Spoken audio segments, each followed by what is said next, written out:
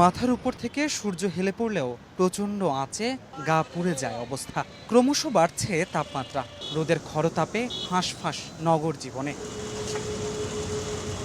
রোববার সরকারি ছুটির দিন, অফিসগামী মানুষের আনাগোনা না থাকলেও এই অতি তাপপ্রবাহের সঙ্গে লড়াই করছেন নিম্ন আয়ের খেটে খাওয়া মানুষ।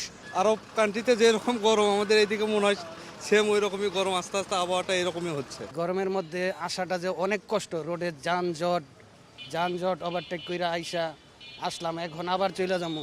জীবনের তাগিদে অনেকেই আবার ছুটছেন হাসপাতাল কিংবা কর্মস্থলে। তীব্র গরম কাবু করেছে তাদেরও, তাই কিছুটা ছায়া পেলেই জিরিয়ে নেয়ার চেষ্টায় ক্লান্ত পথিক। ভয়াবহ গরম, কাজ করতে অনেক কষ্ট হইতেছে ভাই। শরীর ঘামায় জায়গা কি ঘামায় এমন শরীর ক্লান্ত হয়ে যায়।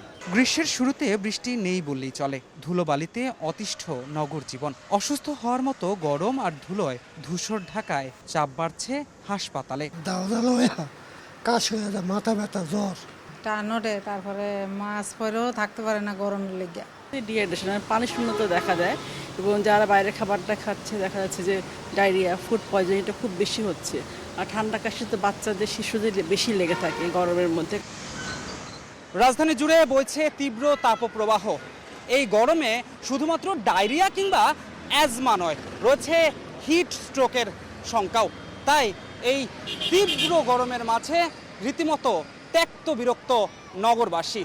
আবহাওয়া অফিস বলছে সোমবার দেশের উত্তর পূর্বাঞ্চলে ও মঙ্গলবার দেশ জুড়ে বৃষ্টির সম্ভাবনা রয়েছে। এতেই কমবে গরমের তীব্রতা। বেশ কিছু জায়গায় তীব্র তাপপ্রবাহ ছিল।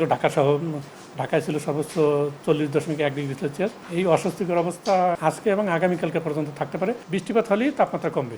তো আগামী 13 তারিখ থেকে মঙ্গলবার থেকে সারা দেশে বৃষ্টিপাতের সম্ভাবনা রয়েছে। এ মাসে কালবৈশাখী ঝড়েরও পূর্বাভাস দিয়েছে আবহাওয়া অধিদপ্তর। ধ্রুব ব্যানার্জি, সময় সংবাদ, ঢাকা।